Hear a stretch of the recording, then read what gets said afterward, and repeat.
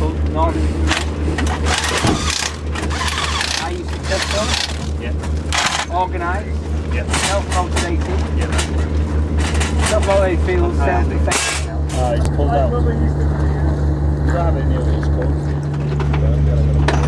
Job.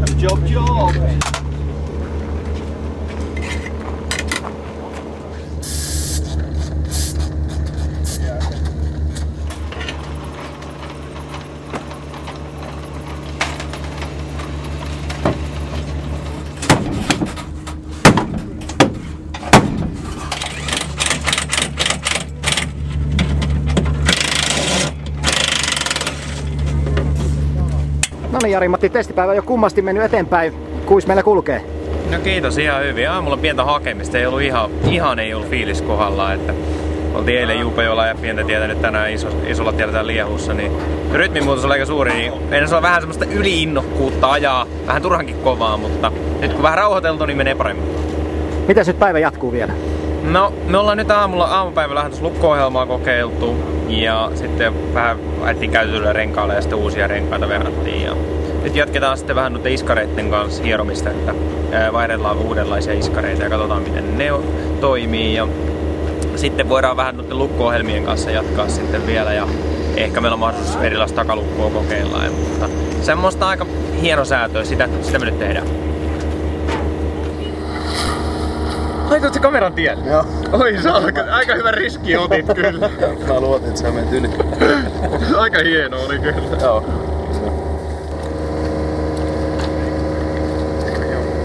Tähän päälle. Joo, kyllä.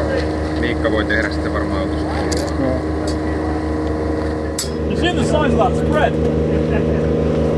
Jari-Matti, onko nyt kyseessä se kuuluisa vauhtilimppu tässä eessä ja saadaan vähän lisää kyytiä tonne iltapäivän? Kyllähän se yleensä näin on, että kun ajetaan ja rupeaa nälkä tulemaan, niin kyllähän se näkyy, että rupeaa pikkuhiljaa vauhti hiipuu, mutta kun uutta ruokaa saa, niin kyllä se yleensä sitten herätään, tulee vähän niin kuin uusi mies ja rupeaa vauhti taas kasvaa. Tärkeä osa tätä testiä on kuitenkin tämä syöminen. Get your ice creams.